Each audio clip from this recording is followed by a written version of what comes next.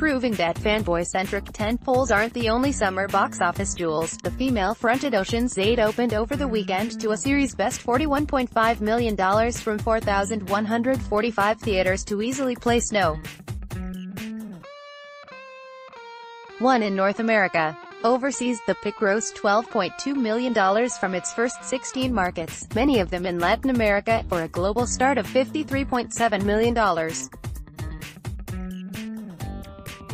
The movie's debut is a victory for the slew of gender-swapping spin-offs and remakes being plotted by Hollywood studios, and launches 2 years after the big-budget, female-led Ghostbusters reboot ultimately lost money despite a $46 million opening, from Warner Brothers and Village Roadshow. Ocean's 8 stars Sandra Bullock, Cate Blanchett, Anne Hathaway, Mindy Kaling, Sarah Paulson, Awkwafina, Rihanna and Helena Bonham Carter. The movie scored one of the top 10 openings of the year to date, matching the likes of the far more expensive Ready Player One. The target audience, females, or just so underserved, says Warner's domestic distribution president Jeff Goldstein. Women, as well as older moviegoers, fueled the film's opening. Females made up nearly 70% of the audience, while nearly 70% of ticket buyers were 25 and older. The audience was also diverse. Caucasians made up 56%, followed by Hispanics, 17%, Asians, other, 14%, and African Americans, 13%, according to Warner's. Ocean's 8, which revives the Ocean's franchise after an 11-year absence from the big screen, posted the biggest domestic start of the 4 films in the series, not accounting for inflation. Ocean's 13 debuted at $36.1 million in 2007, preceded by $39.2 million for Ocean's 12 in 2004 and $38.1 million in 2001 for Ocean's 11. Adjusted for inflation, those figures rise to $48.1 million, $57.7 million and $61.7 million, respectively. The $70 million film stars Bullock as Debbie Ocean, the sister of Danny Ocean, who was portrayed by George Clooney in the trio of Ocean's movies directed by Steven Soderbergh. The story follows the familiar Ocean's formula, with Debbie getting released from prison and assembling a female-led gang of criminal specialists who plot a diamond heist at the Met Gala. The reboot earned a B cinema score from audiences. The previous 3 films likewise earned some variation of A/B grade.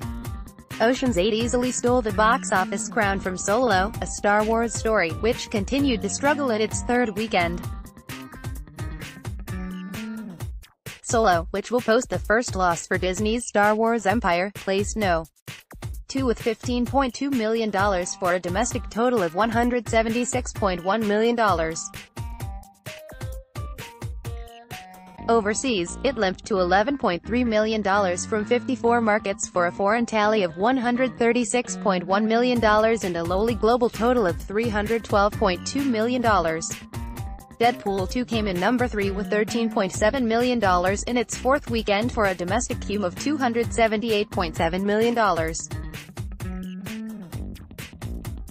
The superhero sequel took in another $18.5 million internationally from 79 markets for a foreign total of $376.6 million and a global cume of $655.3 million. Like Ocean's 8, the critically acclaimed supernatural horror pick Hereditary also prospered, opening to $13 million from 2,964 theaters to deliver specialty distributor A24 its biggest opening to date.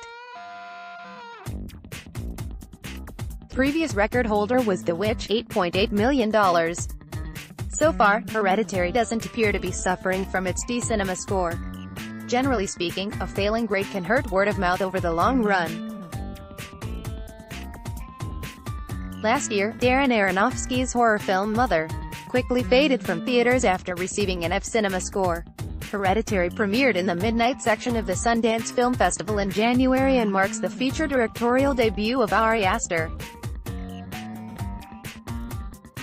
Toni Collette stars opposite Alex Wolff, Millie Shapiro, Ann Dowd and Gabriel Byrne in the tale of a family that is haunted following the death of the clan's matriarch. The R-rated horror pick came in no. 4, followed by Avengers: Infinity War, which is crossing the $2 billion mark at the worldwide box office in another major victory for Disney and Marvel Studios. Infinity War rounded out the top 5 domestically with $6.8 million for a North American cume of $654.7 million. Overseas, it amassed another $10.9 million over the weekend, including $6.2 million in China, for a foreign tally of $1.343 billion and a global haul of $1.998 billion. In China, the film has earned a mighty $368.4 million to rank as the number 3 Western title of all time.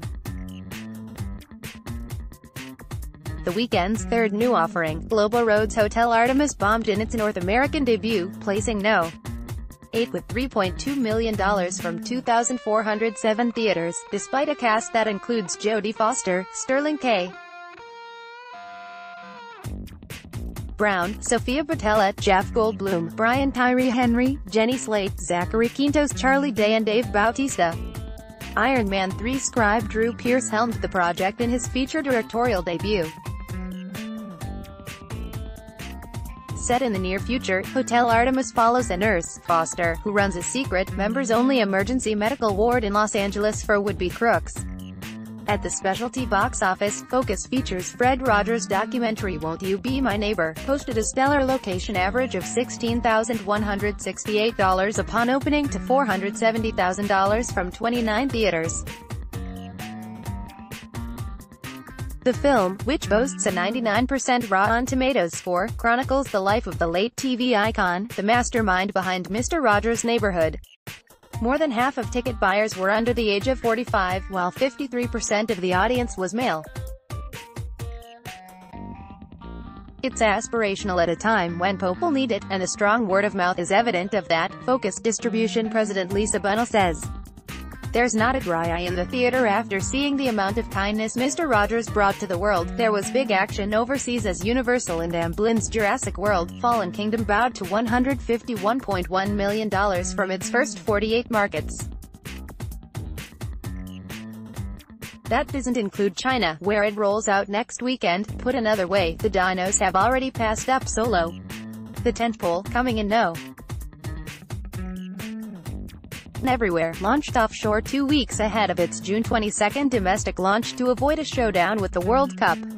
South Korea led with $27.2 million, Universal's biggest debut ever there. The UK followed with $19.9 million. Audiences gravitate to the nostalgia, storytelling and spectacle, and from this outstanding foundation, we are set for a lengthy international playout, says Duncan Clark, president of international distribution for Universal.